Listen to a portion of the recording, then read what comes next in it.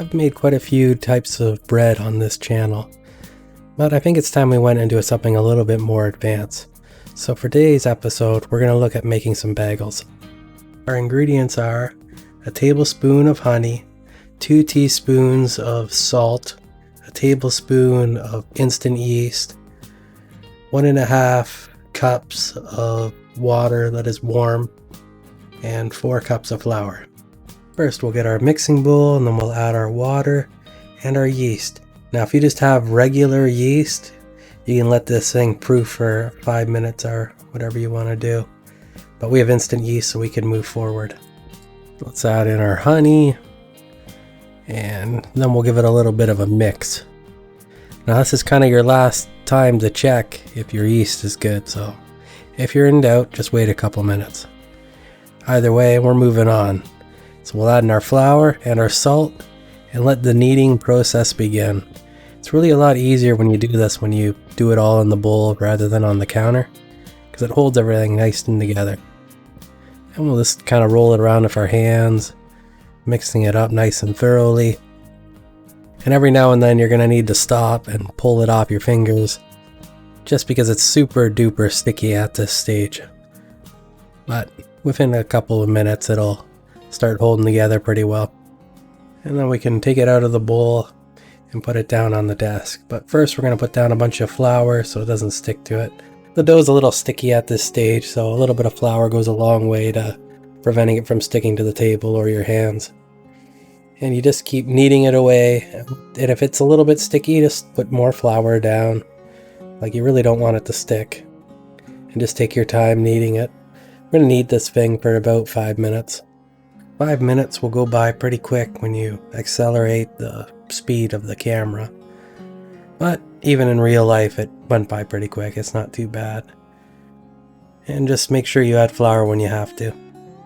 Now that we're done, I got my bowl here, and I'm just going to fill the bottom of the bowl with just a little squirt of oil.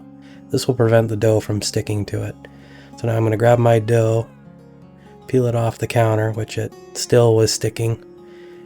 Put it in the bowl, give it a quick little coat, and then I'm going to cover it with a towel. And then I'm going to set it inside the oven with the light bulb of the oven on. That keeps it warm enough to rise. I'm going to have it in the oven for about an hour and a half. And here we are, a little bit later. The dough is approximately doubled in size, so we know it's ready. And we can start to tear it off the sides of the bowl, because for some reason it still stuck to it a little bit, even though we had the oil. So now for the fun part. So we're going to rip our dough in half, and then rip our halves in half, and then rip our halves in half again. And that should get us 12 pieces. And what we're going to do is we're going to roll each one of these into a little ball. And then we're going to poke a hole in the middle of it and get a somewhat bagel-shaped bagel out of the dough that we've made. Don't worry about getting it exactly perfect, because we can adjust the shape later. And in fact, the shape's going to change a little bit when we let it rest on this pan for a little bit of time. So just get them as bagel-shaped as you can, and don't worry too much. And it goes fairly quickly. It's actually not that bad making bagels. And once you got them all shaped, we're going to put a towel over top and let them wait for 5 minutes. Now it's time for setting a pot on the stove. A nice big pot filled with water. Crank it up to maximum temperature, and we're going to let that boil away. What we're going to be doing is boiling the bagels for 1 minute on each side. And then we're going to put them back on the baking sheet. And I'll just show my setup here. So I have the bagels beside the pot. Now, to start this, we'll put 2 bagels in. Drop them in nice and gently. On a pot this size, you could probably do 4 at a time, but I have more patience than I do skill. So I'm just going to do it in more batches. And after 1 minute, I'm going to flip them over with a flipper and then give them another minute. I've accelerated the footage at this point in time, so they'll cook a lot faster than normal. There we go. Get right underneath, give it a nice flip. Try not to have the two collide too much, and because you really don't want them to stick to each other, which can definitely happen at this point. And try to be gentle with them too, because you can really change the shape of the bagels at this point. It's not like they're fully cooked or anything. And even after you take them out of the pot, they're not cooked either. You can technically reshape them and try to get a better shape of them after boiling them.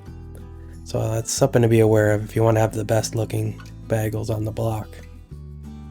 And once our time's up, we take the two out, and then we put two more back in. And then the process simply repeats itself. And I've accelerated the footage here of this half. And the thing to be aware of is that when you drop them in the water, the odds are, they're going to drip, they're going to bend, so they won't look as bagel-like as you want. So once they're done boiling, and you've got the water drained off before you put them back on the pan, you can just use your hands and reshape them so they're more bagel-like. So right here I'm going to make egg wash, and I just have a egg white in here. I think I should have did a yolk and an egg white, like the whole egg wash, and it probably would have worked a little bit better. But it still has the same effect regardless. Gives more of a golden shine to your bagels once they're done baking. So once you have them completely covered in your egg wash, we're going to stick them in the oven at 425 degrees for 20 minutes. And 10 minutes in, rotate the bagels so that the back is at the front and the front is at the back. The other thing you can do is flip the bagels over, but that might disrupt the egg wash, so I didn't try it in my version here.